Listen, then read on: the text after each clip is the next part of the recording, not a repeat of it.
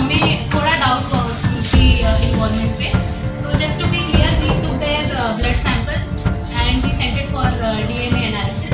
तो 5 लोगों से हमने पूछताछ कर ली थी। ये हमने जिस दिन FIR रजिस्टर हुई उसी दिन वी हैड दोज 5 पीपल जिनको हमने एप्रीहेंड कर लिया था, और हमने उनको अरेस्ट नहीं किया था because we had apprehension and just to be sure we had sent their samples for DNA analysis. उसके बाद कल हेलो हाँ जी, उसके बाद क्या हुआ कि उसकी parents since we had kept them in the loop कि हम ये कर रहे हैं, हमने उन 5 लोगों को भी हमने पता लगा लिया है कौन है, हमने उनके ब्लड सैंपल्स भेजे हैं। तो पेरेंट्स का हमें पूरा सपोर्ट था, हमारा पूरा सपोर्ट था पेरेंट्स को। हमने पेरेंट्स को अपने पूरा जो प्लान ऑफ एक्शन था वो बता के रखा था कि we are going to go door to door, we are going to find कि आपकी लोकेलिटी में कोई मिसिंग तो नहीं है, आप भी हमें बताइएगा अगर कोई मिसिंग है। तो उन्होंने अपना शक जाहिर किया था। उनका घर छोड़ के, उनके घर से 3-4 मकान छोड़ के एक घर में कोई रहता था, तो he was missing from the next day का मॉर्निंग एंड ऑन 4 तारीख की सुबह से he was missing in the sense वो बोल रखे थे कि वो अपने काम पे निकला हुआ है। उसके बाद क्या हुआ कि हमने फ़ोन नंबर मांगे उनके जो नेबर्स थे, तो phone number also they were not providing us. तो वहाँ से हमें थोड़ा शक हुआ कि he might be the person. तो yesterday we apprehended him and number का क्या बताया मैडम, है नहीं या क्या बताया मैडम, नंबर नहीं दिया है? नंबर बोला कि he does not use the phone which was suspicious.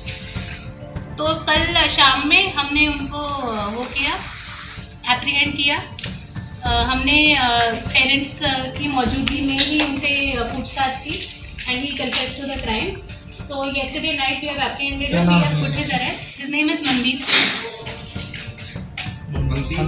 हाँ जी, वो डिटेल्स मैं आपको बाद में दे दूँगी। I will send you his photo and everything. अभी इनका लीगल पूरा चल रहा है। 34 इयर्स ऑफ एज। मैम कब का मामला था ये हुआ है? इंसिडेंट है 3rd इवनिंग का। क्या बताया है इन्होंने पूछताछ में अभी तक की इन्वेस्टिगेशन मंदिर में? एक्चुअली वो अभी we are producing him in court. We will be taking 2 days remand. Will be applying for it. वो कोर्ट के ऊपर है वो कितना रिमांड पेश करेंगे। बट कल रात की पूछताछ में ही has confessed to the crime. We took him to the, हम उनको स्पॉट पे लेके गए। उन्होंने पूरा रास्ता दिखाया कि वो कैसे लड़की को जहाँ पे उन्होंने वारदात किया किस तरह से ले गया है बताया होगा, तो कैसे बच्चे को बता रहे हैं कि उधर अलाव ताप रही है? वहाँ नहीं, वहाँ पे क्या हुआ कि रात के अराउंड 6:30 सब बच्चे एंड जो नेबर थे वो कुछ लोग क्रिकेट खेल रहे थे, कुछ लोग आग सेक रहे थे।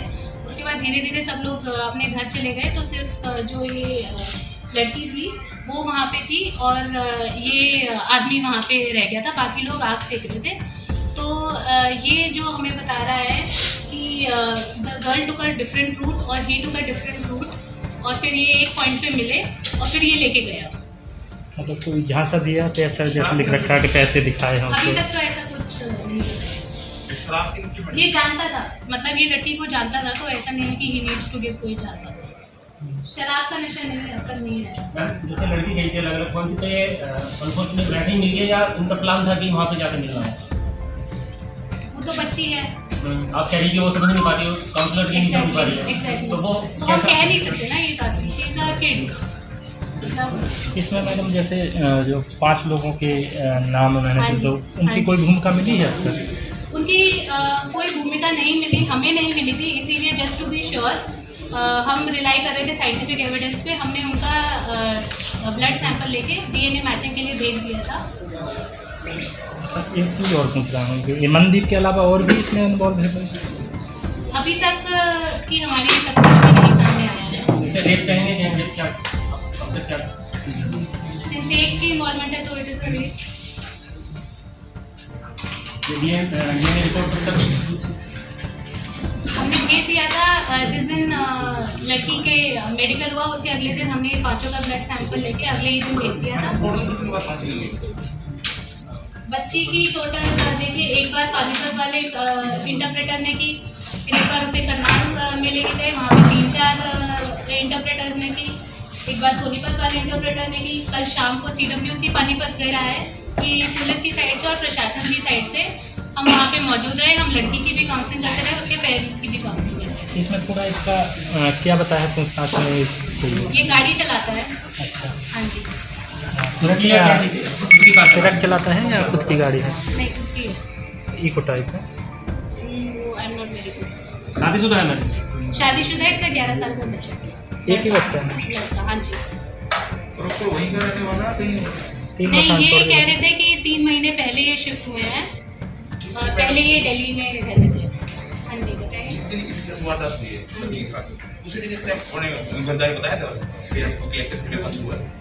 एक्चुअली उस दिन लड़की की ढूंढ पड़ गई थी। जब वो मिसिंग हुई तो लड़की की माँ ने बाहर जाके सब लोगों को बताया। ये जो हमारा अक्यूज है मनदीप, इसका भाई खुद बाइक पे घूम रहा था और लड़की को ढूंढ रहा था। मनदीप को मनदीप का क्या नाम है मंदिर के भाई का? नाम I can't give you his नाम। तो ये इसके लड़की के परिजनों के साथ घूमने में था?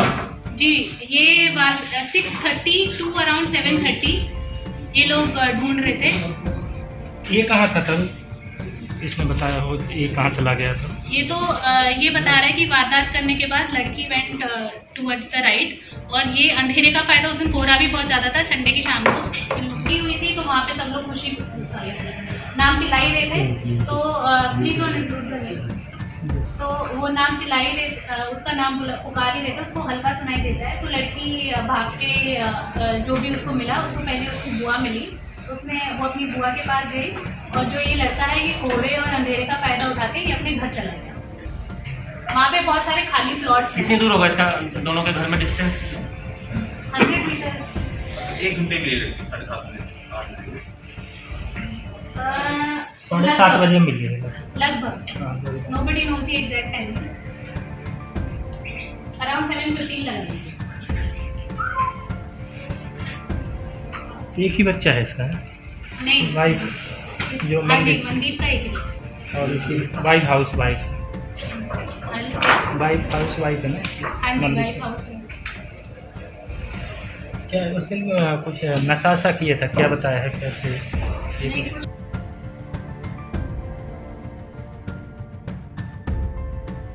जनवरी को हमारे पास एक दरखास्त आई regarding rape of under age deaf and dumb girl. तो उसी दिन हमने एफआईआर रजिस्टर की, शाम को हमने उसका मेडिकल करवाया। अगले दिन हम लड़की को काउंसलिंग करवाने के लिए लेके गए क्योंकि लड़की गिफ्टेड है, स्पेशली गिफ्टेड है, तो हम उसको we could not deal with her normally. तो हमने उसके लिए अलग से स्पेशल इंटरप्रेटर बुलाए, हमने पानीपत का इंटरप्रेटर बुलाया। ही वॉज नॉट, वो उनको समझने में सक्षम नहीं था और ना ही लड़की उनकी बातों को समझ पा रही थी, इसलिए हम उन्हें specially Karnal school for def and डम लेके गए ताकि वहाँ पे जितनी भी इंटरप्रेटर्स हैं वो लड़की अपने प्रयासों से लड़की को समझने की कोशिश कर सकें और उसमें से हम उन इंटरप्रेटर को चूज़ कर सकें जो सबसे ज़्यादा उनकी बातें समझने में सक्षम थी। तो उनकी काउंसलिंग करनाल में हुई। उसके बाद हमने सोनीपत से एक स्पेशल इंटरप्रेटर है उनको बुलवाया। शाम को हमने उनकी 164 की स्टेटमेंट के लिए हम उनको JMIC के पास लेके गए। तो since she was dumb and she was unable to speak, तो उनकी वीडियोग्राफी वाज मोर इम्पॉर्टेंट। तो ये डिसाइड हुआ कि अगले दिन कोर्ट में हम उनकी वीडियोग्राफी करवाएंगे। तो अगले दिन कोर्ट में हमने गवर्नमेंट वीडियोग्राफर को बुला के और वो सोनीपत से स्पेशल इंटरप्रेटर की प्रेजेंस में JMIC ने उनके स्टेटमेंट लिखे 164 के। उसके बाद इस दौरान पुलिस अपने एंड पे क्या कर रही थी कि हमने उनकी लोकेलिटी में सारे CCTV कैमरा उनमें ज़्यादा नहीं था, सिर्फ एक था पानी वाले के पास, उसका भी तार टूटा हुआ था। पूरा एरिया को हमने कोम्बिंग की। उस दिन बारिश हो गई थी, फिर भी we search for any clue that we can get. हमने अपनी टीम वहाँ पे लगाई, CIA समालखा को इन्वॉल्व किया कि वो डोर टू डोर जाके ये पता लगाएं कि वारदात के दिन के बाद से कौन वहाँ से गायब है, क्योंकि उसी से हमें क्लू मिल सकता था। हमने साइबर सेल इंचार्ज से वहाँ का टावर डंप उठवाया। टावर डंप हमने उठवाया एक तो वारदात के टाइम का और एक हमने उठवाया कि उसके अगले दिन सुबह का, जस्ट टू बी श्योर कि कौन कौन उस मौके पे नहीं है उस दिन के बाद से, क्योंकि हमारा ये मानना था कि कोई ऐसी वारदात को अंजाम देगा तो वो डेफिनेटली मौके पे नहीं रहेगा, वो भागने की कोशिश करेगा। तो उसके बाद हमने हमारी जो टीम है वो पूरा टाइम मौके पे मौजूद थी, लड़की के साथ मौजूद थी और लड़की के परिवार वालों के साथ मौजूद थी। हमारा ये मानना है कि इस ऐसे ही वारदात में विक्टिम और विक्टिम की फैमिली को सपोर्ट करना इज़ मोस्ट इम्पॉर्टेंट। तो एक ओपन चैनल रखा हमने, हम परिवार वालों से पूरा शेयर कर रहे थे कि हम अब ये प्रयास कर रहे हैं, हम अब ये प्रयास कर रहे हैं। उन्होंने भी हमारा काफ़ी सपोर्ट किया, हमने उनको समझाया कि इसमें थोड़ा टाइम लगता है और उन्होंने पूरा हमारा सहयोग किया। उन्होंने एफआईआर में 5 लोगों के 2 नोन और 3 अननोन लोगों के नाम लिए थे। उनको भी हमने उसी दिन एप्रीहेंड किया, उनके बारे में पूछताछ की और उनसे पूछताछ की।